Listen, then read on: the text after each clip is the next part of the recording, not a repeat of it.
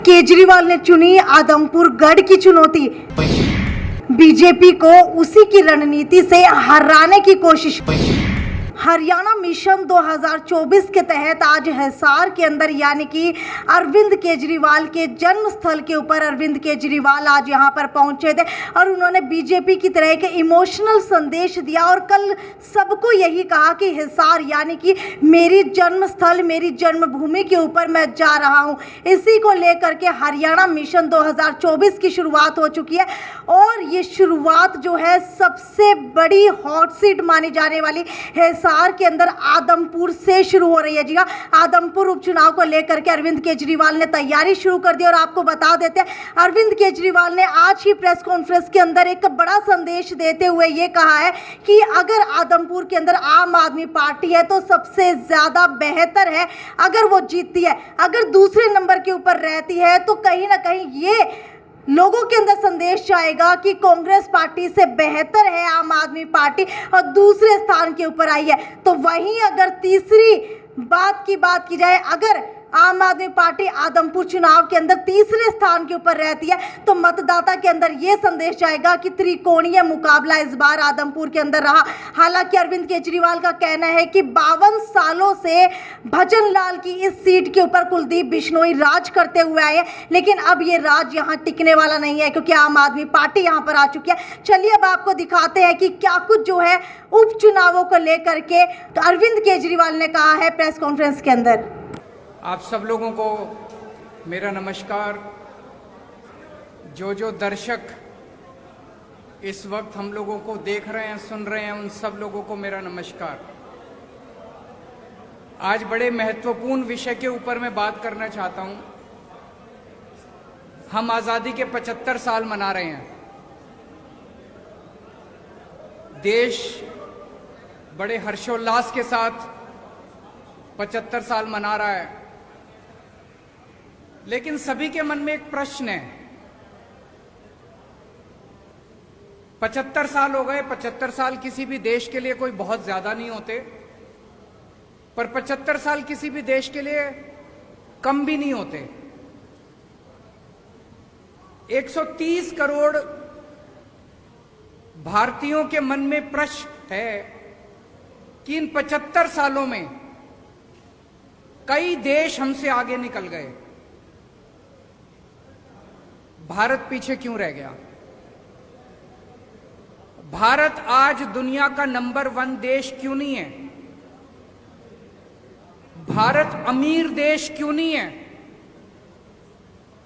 भारत की बहुत बड़ी संख्या आज भी गरीब क्यों है? भारत के अंदर अभी भी हर बच्चे को अच्छी शिक्षा क्यों नहीं मिलती है?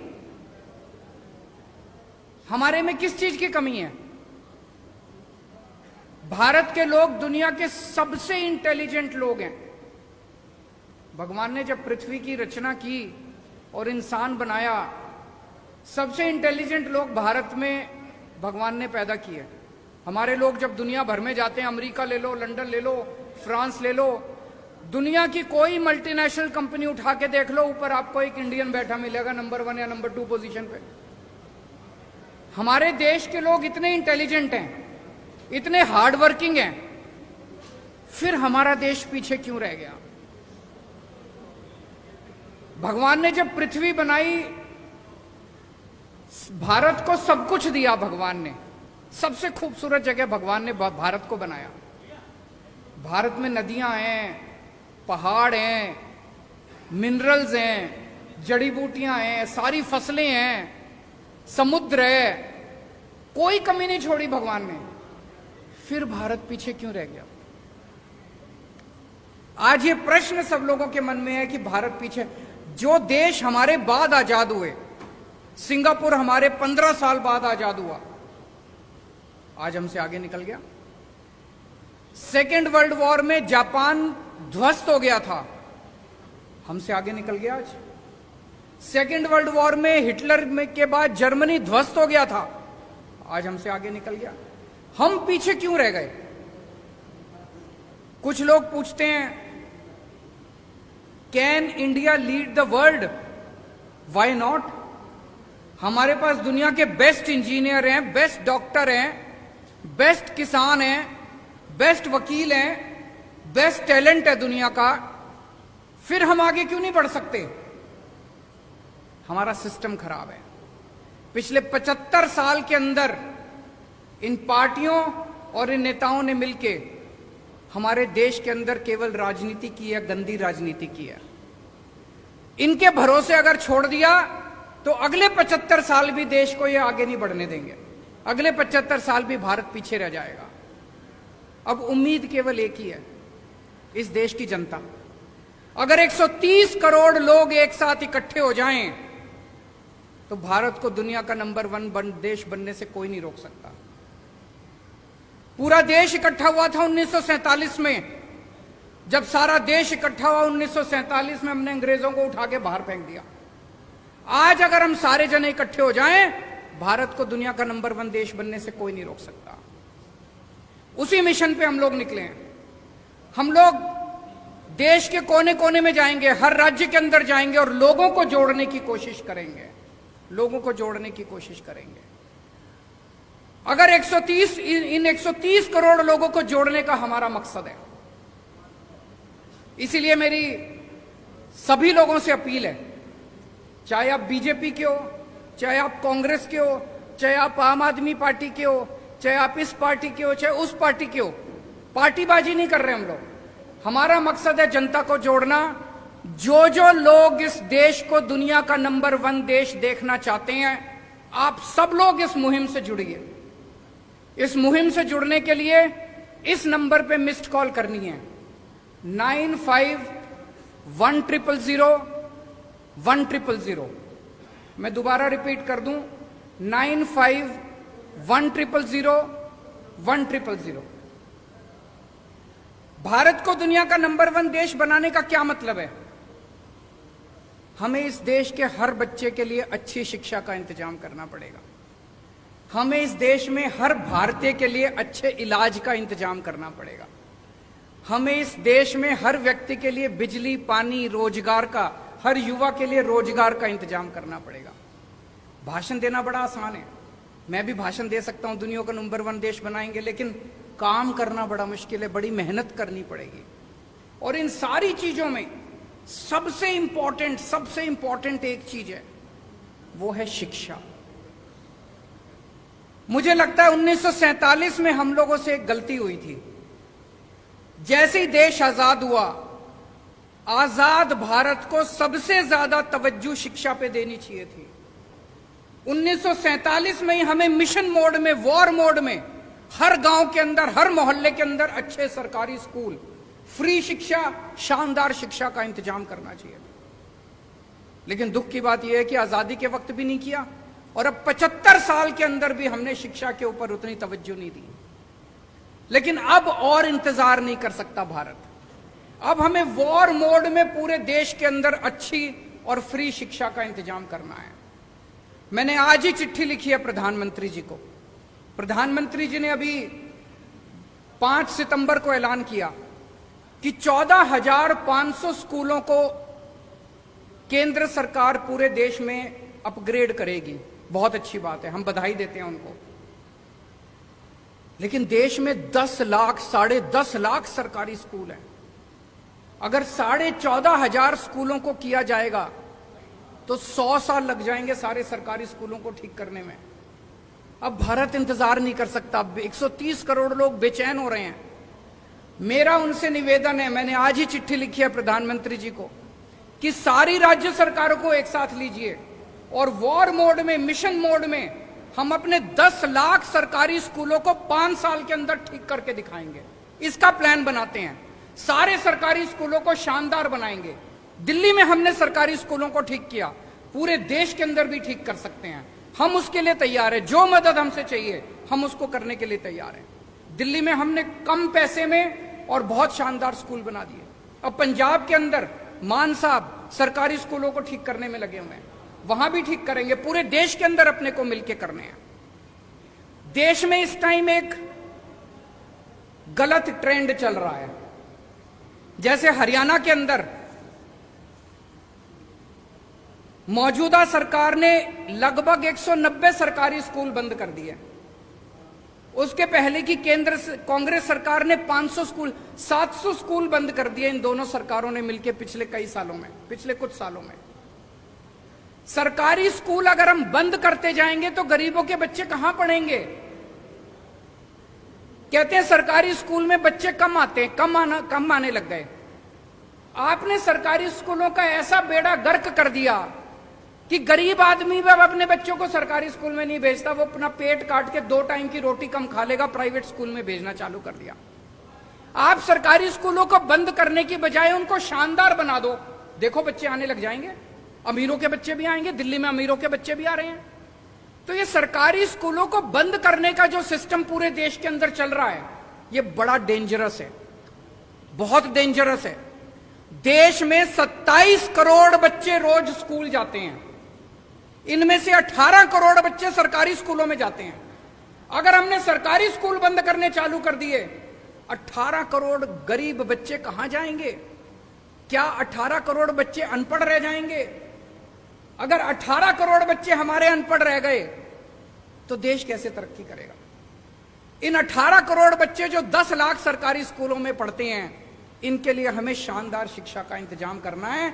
जब तक वो नहीं होगा तब तक बातें बड़ी बड़ी हो सकती है, लेकिन देश आगे नहीं बढ़ सकेगा। अगर आपके कुछ प्रश्न है तो आप बताइए।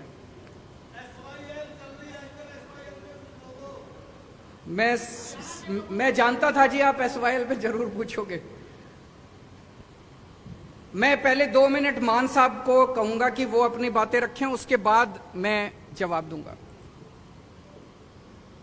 बहुत बहुत धन्यवाद, शुक्रिया सर।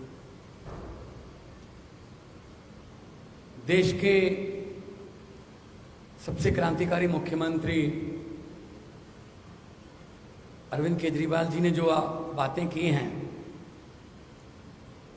मुझे नहीं लगता इससे पहले किसी पार्टी ने 70 साल के 75 साल के आज़ादी के समय के दौरान ये बातें उठाई होंगी, क्योंकि उनके मुद्दे धर्म से, नफरत से, इधर उधर की बातों से भरे होते हैं। शिक्षा की बात, स्वास्थ्य की बात, बिजली की बात, इंफ्रास्ट्रक्चर की बात, ये सिर्फ आम आदमी पार्टी करती है। जब छोटे होते थे तो अकेला दूरदर्शन चलता था, तो दूरदर्शन पे एक ऐड आती थी, मिले सुर मेरा तुम्हारा तो सुर बने हमारा, और उसमें पूरे देश के सभी वेशभूषा वाले लोगों को सम्मिलित किया गया था। एक पंजाब से भी था जो ट्रैक्टर पे जाता था, कोई तमिलनाडु से भी था, कोई गुजरात से भी था, कोई बंगाल से भी था। तो पूरे देश का सुर मिलेगा तो एक सुर बनेगा। यही बात आम आदमी पार्टी कह रही है कि अगर 123 करोड़ लोगों का सुर मिल गया एक बार, तो वो सुर जो होगा वो देश को नंबर 1 बना देगा। So make India number 1। Ukraine 25-26 साल पहले आजाद हुआ, हमें तब पता चला जब हमें वहां से बच्चे निकालने पड़े। अपने मेडिकल के स्टूडेंट्स को उनकी जान बचाने के लिए उनको वहां से लाना पड़ा कि हमारे इतनी तादाद में बच्चे बाहर जा रहे हैं। वो कोई नालायक बच्चे नहीं थे, वो कोई ऐसे बच्चे नहीं थे जिनको यहां एडमिशन नहीं मिल सकती। वो 99.9, 99.8, 99.7 वाले बच्चे थे। क्यों जाना पड़ा? यहाँ कोटा सिस्टम है जी, ये चेयरमैन का कोटा है, ये फलां का कोटा है, यहाँ सिफारिश चलती है, यहाँ पैसे चलते हैं। तो पेरेंट्स सोचते हैं जो काम 30 लाख में यूक्रेन में होता है वो यहाँ 3 करोड़ में होता है। तो 25 साल पहले आजाद हुआ देश हमसे ज्यादा मेडिकल इंफ्रास्ट्रक्चर में हमसे ऊपर चला गया। हम क्या करते रह गए? हम तो नारे लगाते रह गए, हम एक दूसरे को कोसते रह गए, एक दूसरे की निंदा करते रह गए। तो देश तभी बढ़ेगा जब सब ऊपर होंगे, देश तभी आगे बढ़ेगा जब सबका सुर मिलेगा। ये पोलराइजेशन, ये नफरत की राजनीति देश को आगे नहीं लेके जा सकती। पंजाब अनाज में देश को आत्मनिर्भर करने वाला स्टेट है। पंजाब के नौजवान आज भी चाइना पाकिस्तान बॉर्डर पर सीना ताने खड़े हैं। पंजाब माना गया है न्यू आइडियाज के लिए, नए इनकलाब्स के लिए। दिल्ली में इन्होंने जो शिक्षा की क्रांति लाई अरविंद केजरीवाल जी ने,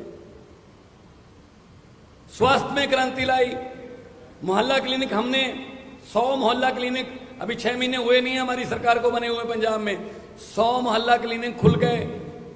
जून जुलाई से बिजली के बिल जो है 0 आने लगे। सेना में जो जवान फर्ज निभाते हुए अपनी जान कुर्बान करता है, 1 करोड़ रुपया उसको मिलता है। विधायकों को 1 बार की पेंशन ही मिलेगी। 1 बार विधायक बने तो बार 5 बार विधायक बने तो बार पेंशन नहीं मिलेगी, 1 बार मिलेगी। अभी हम आने वाले दिनों में ई गवर्नेंस ला रहे हैं। गिरदावरी रजिस्ट्री फर्द आपके लैपटॉप में, आरसी गाड़ियों की आपके लैपटॉप में, इंडस्ट्री के लिए सिंगल विंडो पहले भी सिंगल होती थी, इससे पहले वाली सरकारों में भी सिंगल विंडो होती थी, लेकिन हर अफसर की अपनी अपनी विंडो होती थी। इससे पहले जो भी इंडस्ट्री वाले आते थे वो पंजाब से एमओयू करने नहीं आते थे, वो एक परिवार से एमओयू करने आते थे। अब जब वो इंडस्ट्री वाले आते हैं तो पंजाब के साथ हस्ताक्षर करने आते हैं। पंजाब में बड़ी बड़ी कंपनियां आ रही हैं, नौजवान युवाओं को रोजगार मिलेगा। वही नौजवान जो आइलेट्स करके या कोई और तरीके से विदेश जा रहा है, ब्रेन ड्रेन हो रहा है, वो देश में रहेंगे। आपको एक हैरानीजनक बात बता देता हूं जो मुझे पिछले दिनों इन्वेस्ट पंजाब के एक सम्मेलन के दौरान पता चली। जोमैटो, आजकल उसके बिना हम खाना नहीं खाते, अगर वो देके जाएंगे तो ही खाएंगे। जोमैटो का जो चलाने वाला, जिसने जोमैटो शुरू किया, आइडिया किया, वो फरीदकोट से है। ओला का जो मालिक है वो सानेवाल से है। फ्लिपकार्ट पंजाबी का है। हमारे पास आइडियाज बहुत हैं, लेकिन उन आइडियाज को इंप्लीमेंट करने के लिए प्लेटफॉर्म चाहिए, तो वो प्लेटफॉर्म आम आदमी पार्टी दे रही है। आम आदमी पार्टी ऐसे प्लेटफॉर्म भी दे रही है कि छोटे छोटे घरों के नौजवान लड़के लड़कियों को एमएलए की और एमपी की टिकटें भी मिल रही हैं। तो आम आदमी पार्टी आज देश को नंबर 1 बनाने के लिए जो भी बनता अफसर होगा, कोई ऐसी कमी नहीं छोड़ेगी आम आदमी पार्टी कि देश को नंबर 1 बनाने में कोई दिक्कत रह जाए। क्योंकि जैसा कि अरविंद केजरीवाल जी ने कहा है कि देश तभी आगे बढ़ सकता है जब सब आगे बढ़ेंगे। ऐसे बातें करने से या कोई भाषण देने से या जुमले सुनाने से देश आगे नहीं बढ़ेगा। देश इसलिए आगे बढ़ेगा कि जब आप सब लोग साथ दोगे और भारत में कोई कमी नहीं छोड़ी। जैसा कि अरविंद जी ने कहा, भगवान ने सब कुछ दिया है, बस सच्ची नीयत वाले लोग जो देश को चलाएं उनकी थोड़ी कमी है। अगर सच्ची नीयत वाली सरकार आ जाए तो सब कुछ हो सकता है। आम आदमी पार्टी के 6 महीने नहीं हुए पंजाब में बने हुए, अभी 6 महीने नहीं हुए। सच्ची नीयत है कि हमने 8736 अध्यापकों को पक्के कर दिया जो पिछले कई सालों से अकाली दल और कांग्रेस की सरकारों से लाठियां खा रहे थे, पगड़ियां उतर रही थी, वाटर कैनन चल रहे थे। सच्ची नीयत है तो सब कुछ हो सकता है। तो मैं आप सबका इस बात के लिए आभारी हूं। आप बहुत ही शॉर्ट नोटिस पर हमारे पास पहुंचे हैं और आपका कोई सवाल हो तो उसके जवाब देने के लिए हम लोग यहां पे उपस्थित हैं।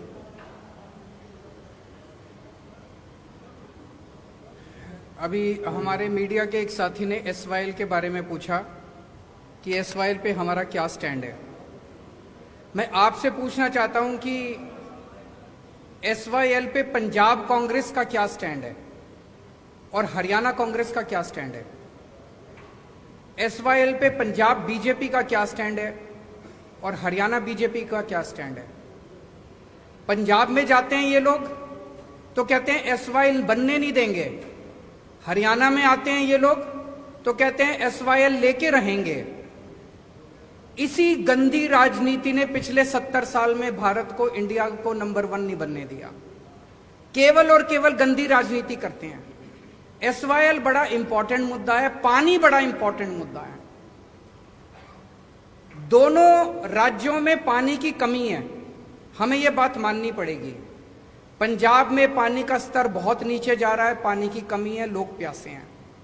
हरियाणा में पानी का स्तर बहुत नीचे जा रहा है, हरियाणा के अंदर पानी की कमी है, हरियाणा में लोग प्यासे हैं। पंजाब को भी पानी चाहिए, हरियाणा को भी पानी चाहिए। केंद्र सरकार की जिम्मेदारी है कि वो इंटरवीन करके हरियाणा के लिए भी पानी का इंतजाम करे और पंजाब के लिए भी पानी का इंतजाम करे। केंद्र सरकार का काम क्या है? केंद्र सरकार का काम यह नहीं है कि दोनों राज्यों को एक दूसरे से लड़ाए। अगर हम एक दूसरे से लड़ते रह गए तो भारत आगे कैसे बढ़ेगा? जैसा मैंने कहा कि हम मिशन पे निकले हैं, 130 करोड़ लोगों को जोड़ना है, हमें आपस में लड़ना नहीं है और यह संभव है। हरियाणा को भी पानी मिल सकता है, पंजाब को भी पानी मिल सकता है। केंद्र सरकार को जिम्मेदारी लेनी पड़ेगी। मैं प्रधानमंत्री जी से अपील करता हूं कि पंजाब के लिए भी पर्याप्त पानी का इंतजाम करें, हरियाणा के लिए भी पर्याप्त पानी का इंतजाम करें और अगर उनके पास समाधान नहीं है मेरे को बुला लें, मैं उनको समाधान बता दूंगा, लेकिन बैठ के इसका समाधान करना पड़ेगा। ये स्टैंड लेने से, पंजाब में जाओ तो एक स्टैंड ले लो, हरियाणा में जाओ दूसरा स्टैंड ले लो, ये स्टैंड की राजनीति ने पूरा गड़बड़ कर दिया। और कोई प्रश्न? समाधान बताएंगे जी, प्रधानमंत्री को समाधान निकालना चाहिए। अगर उनके पास समाधान नहीं है मुझे चाय पे बुला ले, मैं समाधान दूंगा उनको। प्रेस कॉन्फ्रेंस के अंदर समाधान नहीं निकलते इन जटिल समस्याओं के। आपको मीटिंग के लिए बुलाया गया है SYL में। पहला सवाल तो ये कि आप उस मीटिंग में जाओगे। दूसरा सवाल मेरा ये है कि पंजाब के कर्मचारियों को इस महीने की अभी तक तनख्वाह नहीं मिली, करीब 1 हफ्ता ऊपर जा चुका है जब उनको तनख्वाह उनकी मिल जाती है। आपका पहला सवाल है, अगर हरियाणा के मुख्यमंत्री और पंजाब के मुख्यमंत्री की कोई मीटिंग केंद्र सरकार की, जो कहते हैं कि केंद्र सरकार ने कहा है कि दोनों मीटिंग कर लें, हम मिलने को तैयार हैं, मुझे मिलने में कोई हर्ज नहीं है। लेकिन जैसा कि अरविंद जी ने कहा, केंद्र सरकार का ये फर्ज बनता है कि वो इस समस्या का समाधान करे, ना कि दोनों को मीटिंग में बिठाकर उसके बाद बाहर आकर अपने अपने वक्तव्य देने के लिए उनको छोड़ दें। तो मैं Punjab as a head of the state in Punjab, मैं जाने के लिए तैयार हूं। मुख्यमंत्री साहब हरियाणा के आए, बातचीत करेंगे, लेकिन कम से कम केंद्र सरकार जो है वो बाकी कामों के लिए राज्यों पर बहुत कुछ थोपती है। आप ये नहीं कर सकते, GST ये नहीं कर सकते, आप ये नहीं कर सकते, ये नहीं कर सकते। तो केंद्र सरकार जो है वो पंजाब का पानी पूरा कर दे, पंजाब के पास, और हरियाणा का पानी भी पूरा कर दे। हरियाणा में भी जैसा कहा कि दोनों भाई हैं छोटे, हरियाणा छोटा भाई है, पंजाब बड़ा भाई है, तो हमें लड़ाने की बजाय वो समाधान निकालें। दूसरा, आज शाम तक वो जो हमारे एम्प्लॉइज की कुछ तनख्वाह रहती है वो मिल जाएगी, क्योंकि हमने पॉजिटिव राजनीति की है, हमने मुलाजिम पक्के किए, हमने भर्ती की, और हमने शुगर केन वाले जो गन्ना मुलाजिम थे पिछले कई सालों से धरने दे रहे थे, उनके पैसे भी आज ही जा रहे हैं, 94.98 करोड़ आज ही जा रहे हैं। आज शाम को तनख्वाह भी मिलेगी। हमने खजाने में जितने भी पैसे आते हैं हमने लोगों के लिए खोल रखे हैं। हम कर्जा भी नहीं लेते, लेकिन लोगों को हम कोई कमी भी नहीं छोड़ेंगे। और इस बार 23% GST की कलेक्शन बढ़ी है, और जितना टैक्स आएगा हम इंफ्रास्ट्रक्चर के रूप में, हम स्कूलों के रूप में, सस्ती बिजली के रूप में, हम सड़कों के रूप में, अच्छे स्कूलों के रूप में, मोहल्ला क्लिनिक के रूप में लोगों पर ही खर्च करेंगे।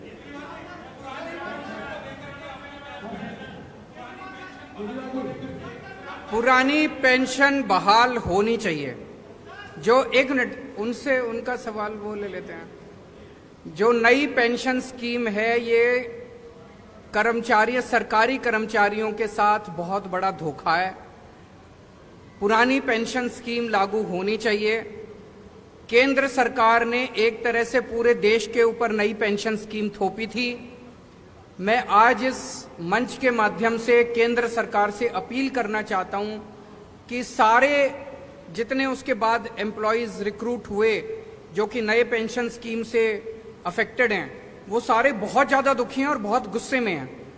इसीलिए उनके हित के लिए लोग सरकारी नौकरी में क्यों आते थे कि भाई रिटायरमेंट के बाद पेंशन मिल जाएगी, जिंदगी भर सिक्योर हो जाती है। अब वो पेंशन ही नहीं मिलती, किसी को कुछ 100 रुपए को कुछ मिल रहे हैं, किसी को कुछ। तो मेरी केंद्र सरकार से गुजारिश है कि पुरानी पेंशन स्कीम को दोबारा बहाल किया जाए। जरूर करेंगे।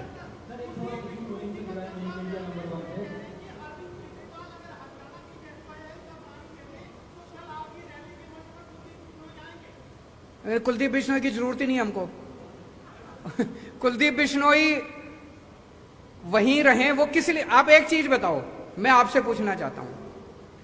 अभी तक वो कांग्रेस में थे, अब वो बीजेपी में चले गए। अपनी पार्टी बनाई। पहली एमएलए थे, अब भी एमएलए का चुनाव लड़ेंगे, तो क्यों गए हैं? उनके ऊपर इतने सारे केस थे, तो वो अपने केस रफा दफा कराने के लिए गए हैं। तो वो जनता से वोट किस लिए मांग रहे हैं? अब वो इसलिए नहीं मांग रहे कि मैं तुम्हारा कुछ भला करूंगा, भला तो पहले कर देते, अभी भी कांग्रेस में ही थे, एमएलए ही थे। वो जनता से कह रहे हैं मेरे को वोट दो ताकि मैं अपने सारे केस रफा दफा करा लूं। तो कुलदीप बिश्नोई जहां हैं वहीं रहे, उनकी हमें जरूरत नहीं है।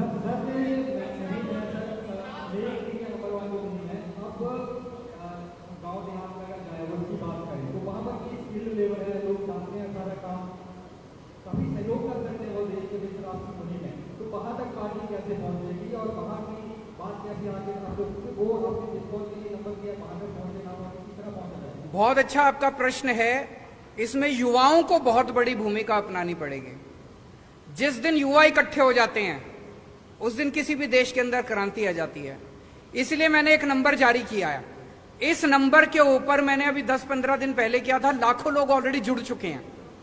कई लाख लोग इससे जुड़ेंगे, वो वॉलंटियर्स बनेंगे, वो अपने अपने मोहल्ले और अपने अपने गांव की जिम्मेदारी लेंगे। जब पूरा देश इकट्ठा हो जाएगा तो ये 130 करोड़ लोगों की ताकत बनेगी। जब 130 करोड़ लोग कहेंगे कि हमारे जो स्कूल खोलो, किसी सरकार की हिम्मत नहीं है जो स्कूल ना खोले। इनको अपनी अभी 75 साल में केवल गंदी राजनीति हुई है, काम नहीं हुए। अब काम करने पड़ेंगे। जिस दिन देश के लोग इकट्ठे हो गए, खड़े हो गए, लोगों को काम करने पड़ेंगे। Thank you so much.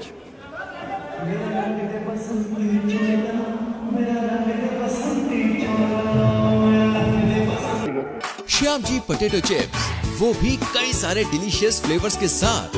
बस खाते जाओ और खाते ही जाओ। श्याम जी के डिलीशियस एंड टेस्ट। अपना सामान MRP पर नहीं, डिस्काउंट पर लो। और हिसार में डिस्काउंट कहाँ मिल रहा है ये जानो saletrending.com पर। Visit saletrending.com। पहले कंपेयर करो फिर शॉप।